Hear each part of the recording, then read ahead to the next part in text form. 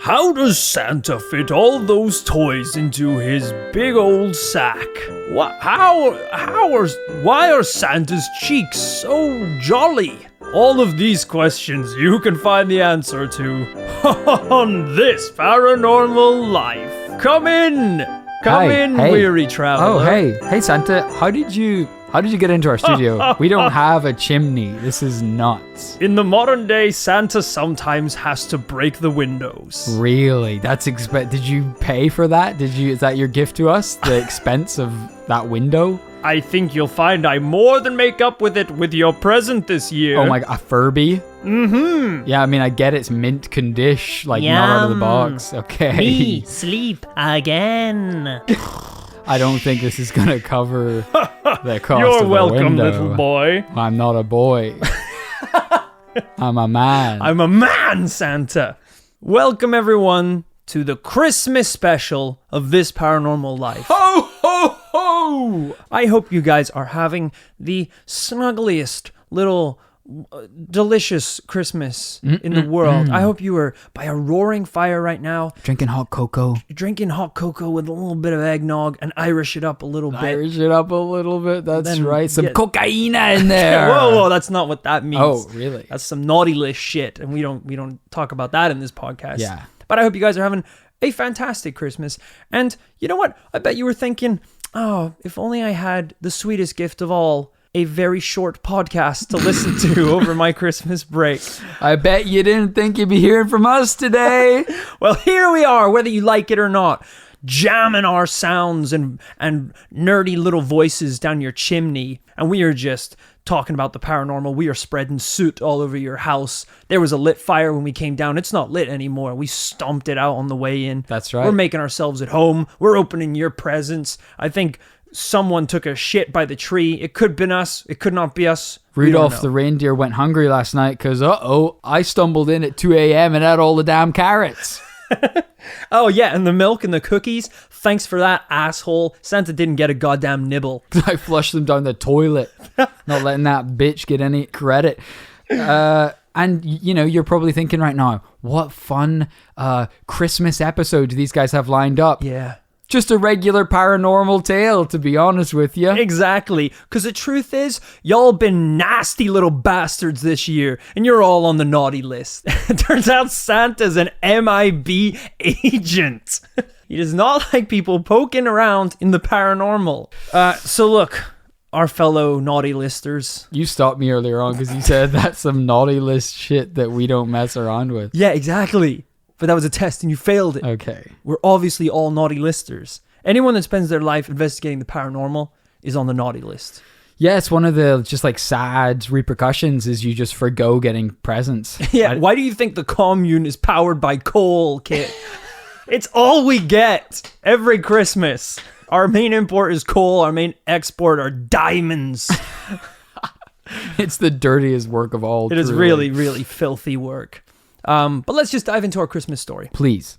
Our story takes us to Thundridge in Britain, to a place called Cold Christmas Lane. What? That's its real name? I believe so. Jesus. Now, I know that sounds insane, and you're Yeah. probably wondering, hey, Rory, why is it called Cold Christmas Lane? Everyone's wondering that. Well, you see, Kit, the legend of Cold Christmas Lane is linked to a particular church nearby with a harrowing past. You see, this old church, originally known as Little St. Mary's, way less intimidating, dates all the way back to 1086. Wow, that is so old. That's so old. I feel like our American listeners do not appreciate just how old that is. I actually attended a choral recital the other day. So I was in a church and I was just walking around admiring the architecture. And I saw a board that listed all of the, I guess, stewards of the church, the guys who looked after it. Yeah. And kind of were head of that local parish or whatever. Nice listers. And oh, absolutely. Yeah. The nicest. And it had, a bit like former presidents or something. It had the date or the year and then their name. And from 2018 back to 2012, back to, the mid 2000s. Yeah. And then it went through every person who did it back to the 1200s. That's insane. And this is like in central London. Was it getting like more magical as well? So it started off with like Keith, Dennis, Richard, and then you go down to the bottom and it's like Sir Archibald Thunderdick or something like. It's like I'm pretty sure 1358 read Bilbo Baggins. I'm like, is that the Bilbo? I don't know. Adam, Chris, straight at the bottom. Reginald Christopherson's Stevelings. I'm like, how can you roll your R's in a written text? It was actually the complete opposite. I was actually remarking at how boring English names are because you go back 800 years and it's still like Rob Smith. Yeah. You know? I guess all those biblical names as well, just like Mark, Matthew. 100%. That's a shame. Well, while the construction of this church at the time seemed normal, later religious generations believed it was built with the wrong alignment, meaning north to south instead of east to west. This is why you don't cut corners on building contractors, you know? But you wouldn't think that is a big deal if it's just built on a slightly wrong alignment. Yeah, like where it's facing. I mean, normally what do people care about? They just care about, does their bedroom window face the rising sun? Something like that. But I didn't know that it mattered to churches. Well, apparently to these early religious generations, building a church on the wrong alignment meant it was allegedly a sign you were worshiping the devil. Jesus, man. It goes so wrong the slightest thing, the first thing. This is like the religious equivalent of whenever you were in primary school and you would open your crisp packet upside down and that either meant that you were in love. It was weird because it either meant that you had a girlfriend or you were gay. And I was like, well, which one is it? Don't know, mate. Don't know, mate. 50-50, roll the dice. Yeah, it's so true. I wonder how many more there are. It's like if I build a church and it's like pristine, stained glass windows, architecture, a freaking holy waterfall at the back, Jesus, where you can like flick pennies and make prayers. Yeah. If I invite a priest, is he gonna be like, yeah, this looks so? Is that a bronze doorknob? Yeah. And I'm like, yeah, it is. Gotcha. And it's like, you know that Satan's dick is made of bronze. How dare you bring this into a holy temple? You shake his peen to get into this sacred place. So I don't know what the rules are, but apparently this is one of them. It's kind of like a little difference, like waving to someone is a good thing. Like, hi. Okay. All of a sudden, you put a knife in that hand and you're stabbing. It's not friendly anymore. One little change makes all the difference. I feel like there's probably a fantastic example of what you're talking about out there. Yeah. Let's roll with that one. That's fine. Yeah, I hear what you're saying, though. There are subtleties that can sometimes make massive differences. Yeah. We're just not accustomed to this one anymore. Absolutely. Now, as a result of this, the main church building was demolished in the mid-1800s. Because everyone knows nothing fixes a problem like demolishing a church. Yeah. Like that'll get rid of the bad juju. Smash the church. They like knock down one wall and like literal hundreds of skeletons fall out of a closet. Yeah. It's like, oh boy. And now because of this, only the 15th century bell tower remains in place. Oh, interesting. The rest was I guess just they bashed. needed the bell. Yeah. Maybe it doesn't matter which way a bell is curved, so it faces all different directions at once. Yeah. Maybe Sound doesn't face anywhere. Think about that. Kind of. Think about that. So already in our story, we've got a creepy church. Yeah. Built intentionally or unintentionally for the devil. Either way, it's pretty suspicious so far. Yeah, well, that's a good question. Maybe we'll come back to that later. Could it have been deliberately built the wrong way? We don't know. But this story's only going to get creepier. Because the story goes that centuries ago in the surrounding village, there was a winter so cold that almost all the children died. Oh my god. That is so cold. Froze to death. Jesus, man. Just the kids from what I can see, no adults. That's weird. Yeah. See, I mean, they do say that children and the elderly are the most vulnerable. Like if there's some sickness going on or like the weather, adults are usually safest. Right. But that's wild. All the kids died. I guess maybe kids, it starts snowing outside. They're out there making snow angels, having snowball fights, just eating snow. Yeah. Like they're gonna get as cold as possible. Right. The parents have a little bit more sense. They're like, I'm going to stay inside and keep cozy. Yeah. They don't understand though that Billy and Timmy are out there chowing down on liquid nitrogen. It is just freezing their insides, Han Solo style. Yeah. They're looking out the kitchen window and they're just pressed up against the glass. You know, this is what the legend says. Yeah. But I mean, how cold does that have to, like, there are colder places than England, right? Like Canada. It's true. It's pretty cold. But I guess in Canada, maybe, you know, they were probably wearing like little reindeer onesies back then. They kind of knew whereas in England, you know, those kids were probably running around wearing like sliders, snapbacks, Absolutely. t-shirts. You know, they weren't prepared for the cold maybe. Yeah. And I think, you know, from the way this story is told, this is some sort of Game of Thrones-esque winter. Right. Like one in a million years. Yeah, it just dropped to like minus 30. It's so cold. There's White Walkers for some reason. Yeah. Weren't possible before this, but now it's that cold. Well, for some reason, after all these children froze to death, the town decided it would be a good idea to bury these frosty children in the graveyard of the church that is now known as the Cold Christmas Church. Wow. So now you got a bunch of freaking little kids buried in a graveyard of a church made for Satan. This is sounds a really like a terrible, bad combination. It's a terrible idea. Yeah, and all on Jesus' birthday. I know. Well, flash forward to today. We've got this old decrepit church built sideways for the devil with a bunch of graves of children. There's obviously going to be a lot of reported paranormal activity going on in this place. Clearly. Over the years, visitors have described strange growling noises, black figures floating around the graveyard at night. And in 1978, a woman claimed that an entire ghost army exited the tower and marched straight through her. So not only are the kids frozen to death, Yeah. but in the afterlife, they have been training in military format. We haven't really talked a lot in this podcast about the skeleton wars, the impending skeleton wars. But I think this is That changes now, people. what we're saying. Yeah, this podcast is going to be very skeleton war focused moving forward. In the afterlife, they have formed some sort of militia. Jesus. Are we talking like a Lord of the Rings, Return of the King, Aragorn going into the mountain to recruit the army of the dead? Right. Is And this- then is he this like- discovers they're all children. He's like, oh shit, this is gonna look really bad when I come back with a bunch of ghost kids.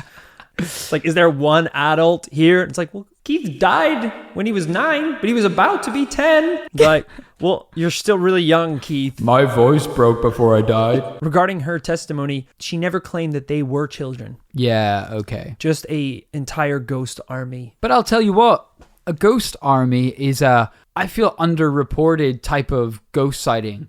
Because think of, right, all the people who've died in the past who could be ghosts, right? And often we say that people maybe who die tragically before their time, maybe with unfinished business, maybe with negative energy, maybe they're the most likely people to become ghosts in the afterlife.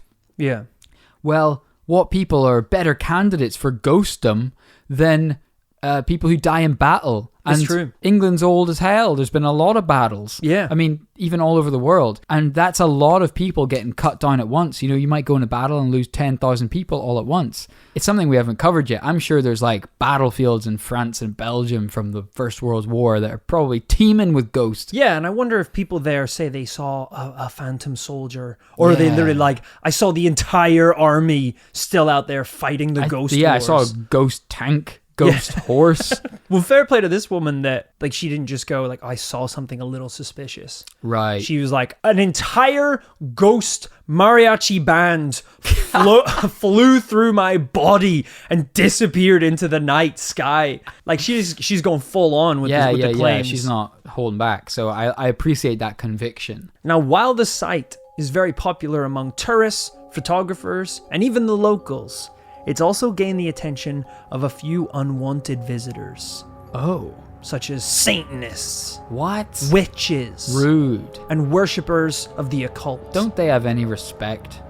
I guess, there's not that many remaining open naughty listers anymore. What do you mean? Like all these naughty listers, all these Satanist witches, worshippers of the occult. Okay. You know, if they want to go somewhere to hang out, you know, they can't just be like, well, this Starbucks only has 2 stars. That's pretty bad. Right. You know, they have to I be hear like, ya. I would need to go to the church built for the devil. Okay, I got you. So, you know, these days we live in a pretty, you know, bubble-wrapped time to live in. Everywhere's pretty safe. Everywhere's pretty chill. Yeah. It's not like the days of old when, you know, dark, shadowy figures lurk behind every corner. And there were probably satanic churches on every street. Exactly. I hear what you're saying. So there being a church which is either deliberately or accidentally dedicated to Satan, that's a pretty hot topic. Spicy meatball. Exactly. That's going to be your primary spot for, I don't know, whatever these guys do. Now, obviously, because this church is so old, there are a ton of creepy and weird and legendary myths that surround it and the surrounding area. Okay. And I handpicked the coolest one that also involves the devil. Well, I really can't ask for any more than that. I'm not trying to sway this investigation in one way or another, but, you know, church built for the devil, story involving the devil. I'm going to connect those bad boys together. Yeah, that's just detective work. That's good police work. Exactly. This legend is the legend of 11th century knight Piers Shonks. That's a name? I thought it was a typo the first time I Piers read it. Shonks? Is that honk with a S on both ends? It is. Shonks. You know when he's like rescuing princesses from like a burning tower and they're like, "Oh, brave Sir Knight, please tell me the name of the beautiful, brave sir that has rescued me from my tower." With pleasure, Piers Shonks. Shonks's tomb is lodged in a wall of St. Mary's Church. Really? And the inscription above it tells how Shonks, this is such a mad name, tells how Shonks died. According to the lore, there was a dragon Oh.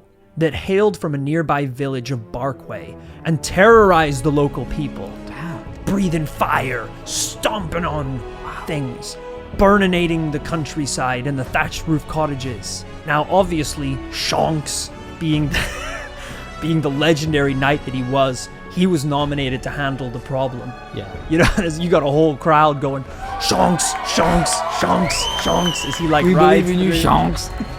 as he rides out and is like, "Oh, I will fight the beast." So he set out with his sword and his shield and a whole pack of hunting dogs. Hell yeah. I mean, I don't know how much dogs are going to be good for dragons, but I guess they might distract the beast for half a sec. Nibble the ankles while you slash at the jugular. Long story short, Shonks went to town on this bad boy. Oh, He snap, slayed son. that bish, like I think maybe dived out of the clouds, sword in his neck, and then drag it all the way Yeah, down. You know? and we're talking like a 18-foot Final Fantasy level sword. Oh yeah. Just holding on, as you say, just while tearing through that dragon's neck like a curtain. And this dragon is like spewing flames. The dogs are barking, I guess. Yeah, everyone's going wild. And finally, it says serpent here, which is kind of leads me to A believe. different thing Yeah, than what we 'cause- were led to. The first couple times it says dragon, huge beast, then serpent. I found it to kill it, it's now a serpent. Yeah, and then it's going to be at the end, it's like, so we took the snake skin back to... Well, hang on. Now you're saying it's a snake. You said you said dragon. He took the newt skin. And yeah, by the way, if people are listening not from England, there's not very big serpents in England. No. We're talking maybe a garden snake, maybe a little lizard. That's Yeah. it. You're not getting... I mean, There's like, no Komodo dragons. absolutely not. However, in the process of killing this enormous dragon, the devil himself appeared What? and vowed, as revenge for the death of his creature, that one day he would come for Shonks' soul. And the devil said, "Shonks, I will get your soul, whether you're buried inside of a church or outside of a church." Wow, what a terrifying accent he had, Yeah, well, I'm thinking like Southern devil. Ooh, spooky. I guess. So that's kind of like, that's not good, because those are the only two places that exist, Yeah. really. Well, on Shonks' deathbed, he drew his... This is mad. He drew his bow and shot, pronouncing that he would be buried wherever the arrow landed. The arrow landed directly in a priest's head.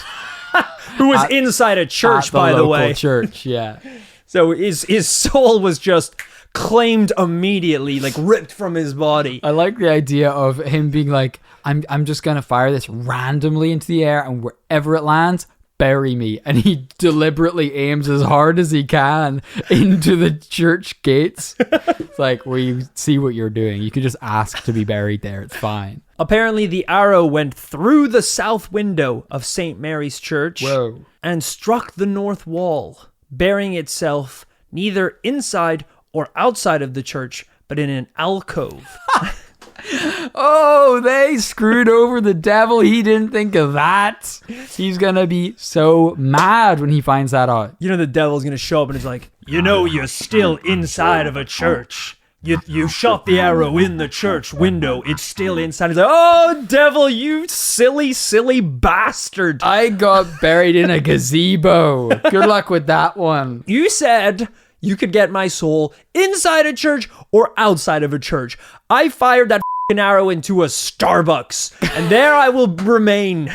You imagine like going to get an iced latte, and you're like, why is there like a medieval knight's coffin just in the middle of it? It's like, oh, that's Shonks. I'm gonna leave. I don't want my coffee anymore. This place is weird. So like outside, and the devil's just pushed up against the window, like waiting to get in.